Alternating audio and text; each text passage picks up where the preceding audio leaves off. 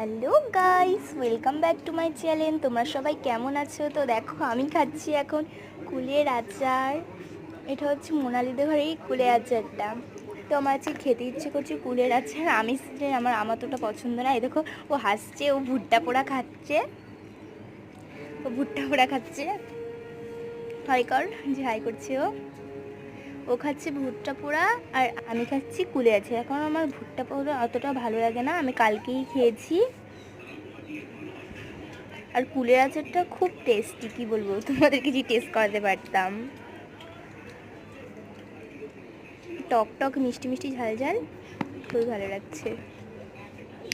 দেখো, বারবার উকি মেয়ে মেয়ে দেখছে আমার ভিডিওতে।